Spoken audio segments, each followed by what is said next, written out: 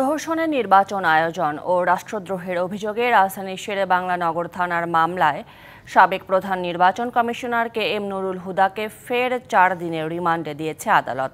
ঢাকার chief metropolitan magistrate আওলাদ হোসেন মোহাম্মদ জুনাইদের আদালত এই আদেশ দেন। এদিকে এ মামলায় নতুন করে রাষ্ট্রদ্রোহের ধারা যুক্ত করা নিয়ে প্রশ্ন তুলেছে আসামি পক্ষ।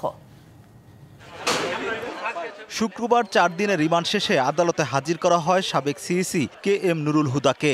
রাষ্ট্রদ্রোহ ও প্রহসনে নির্বাচন আয়োজনের অভিযোগে ফের 10 দিনের রিমান্ড চায় পুলিশ। পরে বেলা 3:30টার দিকে আসামিকে আদালতে তোলা হয়। শুনানি শেষে বিচারক দ্বিতীয় দফায় 4 দিনের রিমান্ড মঞ্জুর করেন। একনল অ্যাডভান্সড হাইজিন সোপ, এবার জীবাণু ধুলাবালি ঘাম ক্লিন বোল্ড। রাষ্ট্রপক্ষের আইনজীবীরা জানান, দিনের ভোট রাতে করা পাতানো নির্বাচনের মাধ্যমে সরকারি অর্থ আত্মসাৎ করেছেন নুরুল হুদা। তার এই অপকর্মে আরও কারা জড়িত তা জানতেই তাকে রিমান্ডে নেওয়া প্রয়োজন। দাপ্তরিক কাজে কারা জড়িত ছিল, সচিব সহ বিভিন্ন নির্বাচন কমিশনের আরও যে বিষয়গুলো এখানে জড়িত আছে, সেই জন্য তাকে আরও জিজ্ঞাসাবাদ করার প্রয়োজন। এদিকে রিমান্ডের বিরোধিতা করেন আসামি পক্ষের আইনজীবীরা।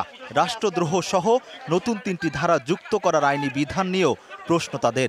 মামলার তদন্তকারী কর্মকর্তা ওই ভুলগুলোকে সংশোধন করে আবার নতুন করে আজকে একটা আবেদন দিয়েছেন, কারণ এই সেডিশনটা, রাষ্ট্রদ্রোহটা এই আসামিকে কোনোভাবেই আকৃষ্ট করে না।